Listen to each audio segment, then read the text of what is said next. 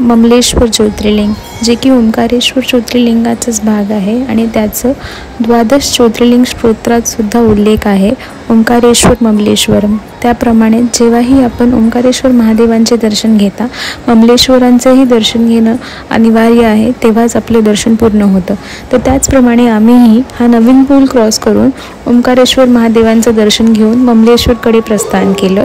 हे जे आहे 15-20 मिनिटांचंच डिस्टन्स आहे, वॉकिंग तुम्हाला तिथे जावं लागतं।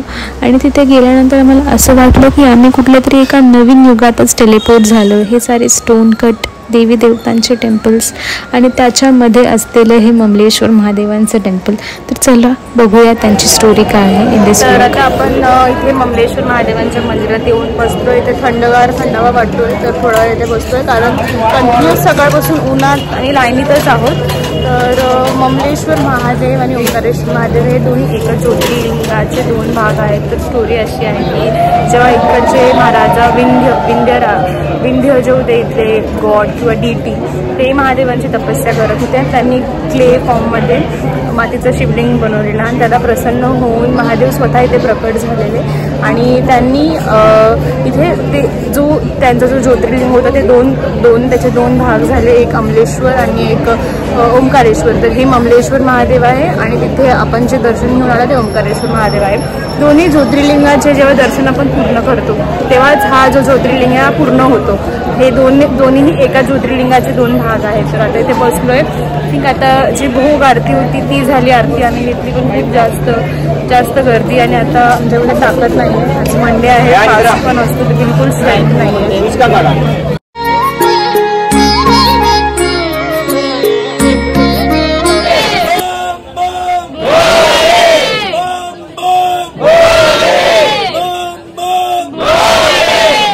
आम्ही लाईनीत पुन्हा उभे राहिलोय ममलेश्वर महादेवांच्या दर्शन घ्यायला। असं वाटतंय सकाळपासून लाईनीतच आहोत, बट एनिवेज महादेवांना भेटायचं आहे, तर थोडी मेहनत 15 सेकंड करायलाच लागेल।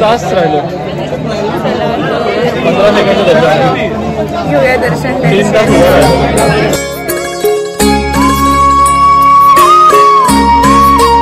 हॅलो गाईज, फायनली ओंकारेश्वर आणि ममलेश्वर महादेव दोघांचे दर्शन छान झाले। ममलेश्वर महादेवांचे स्पर्श दर्शन करता आले आणि त्यांना जलही चढवता आला। छान वाटतंय, वेळ खूप झाला, उशीर खूप लागली, पेशंटली वेट केलं सगळ्या गोष्टींचं आणि रिझल्ट खूप चांगला होता। थोडंसं मॅनेजमेंट इथे नाही आहे बरोबर, बट इट्स ओके। आपण महादेवांसाठी आलेलो, महादेवांचे दर्शन छान गोड एकदम मस्त झाले। आता जाऊया पुढे आपण।